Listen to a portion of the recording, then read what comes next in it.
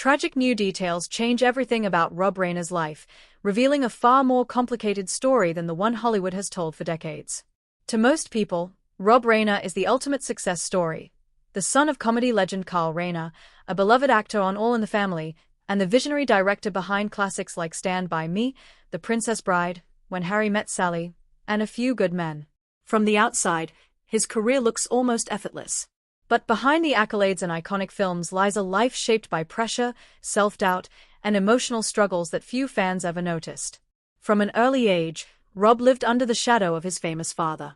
While Carl Reiner was supportive, the expectations that came with the family name were enormous.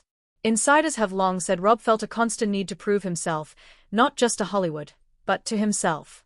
Every project carried the unspoken question: was his success earned or inherited? That question followed him for decades, quietly influencing his creative choices and personal confidence.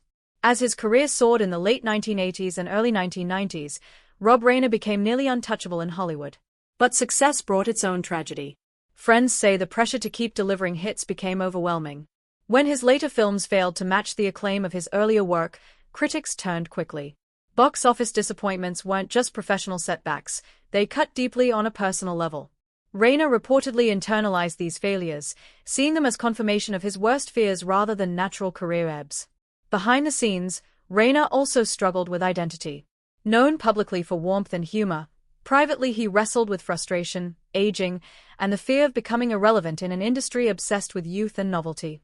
As Hollywood changed, he found himself increasingly out of sync with the system that once embraced him.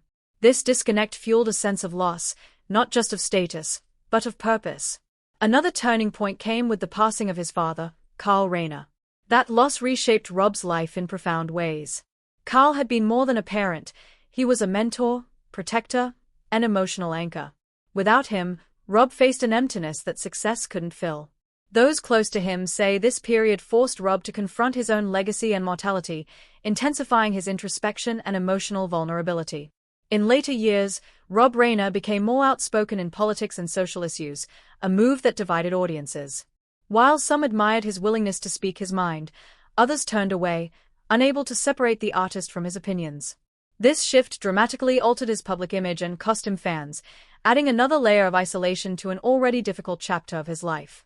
Yet for Reiner, silence felt like a greater betrayal of his values. These tragic new details don't erase Rob Reiner's achievements, they deepen them. His films about friendship, truth, courage, and moral conviction feel more powerful when viewed through the lens of his struggles. He wasn't creating stories from a place of ease, but from a lifelong battle with expectation, fear, and loss. In the end, Rob Reiner's life isn't a tale of unbroken triumph.